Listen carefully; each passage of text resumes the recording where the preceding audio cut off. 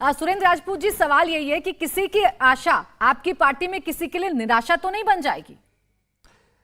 अब प्राची जी, इस सवाल की हमें उम्मीद थी।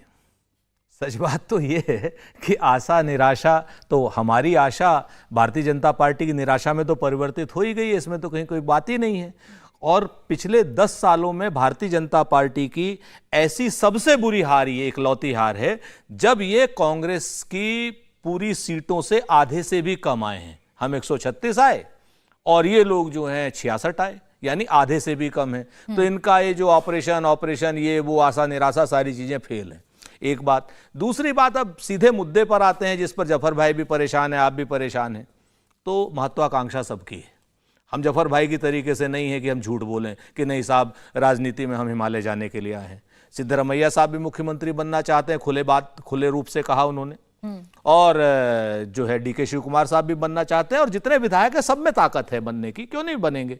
लेकिन मुख्यमंत्री वही बनेगा जिसको विधायक दल चुनेगा। हमारे यहाँ लोकतांत्रिक प्रक्रिया है और हमारे यहाँ हम कह सकते हैं कि हमारे यहाँ 2 दावेदार हैं, 3 दावेदार हैं, लेकिन जफर इस्लाम साहब क्या कह सकते हैं कि नरेंद्र मोदी के अलावा कोई दावेदार है इनके यहाँ पर?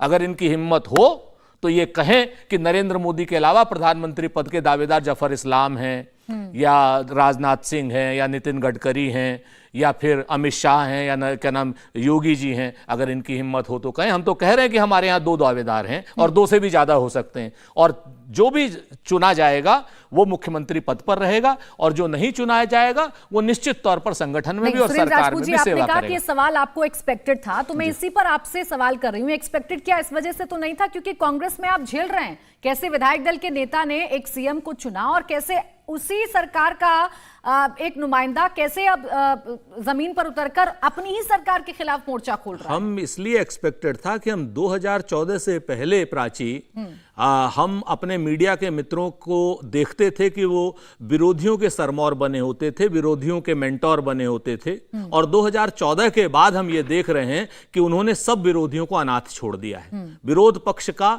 पक्ष लेना ही बंद कर दिया, स्थायी विपक्ष की भूमिका ही खत्म कर दी मीडिया ने। इसलिए हमें एक्सपेक्टेड था ये सवाल इसलिए एक्सपेक्टेड नहीं था।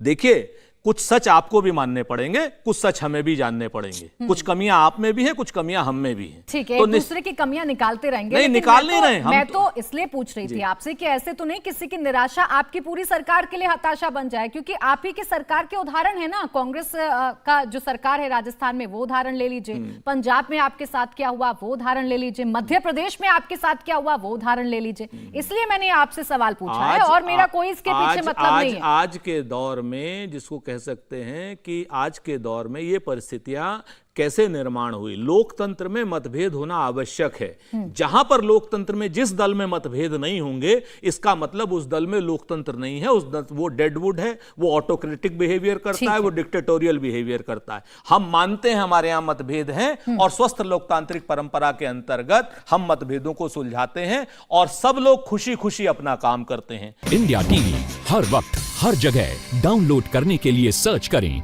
India TV news Google play store या ऐप स्टोर पर।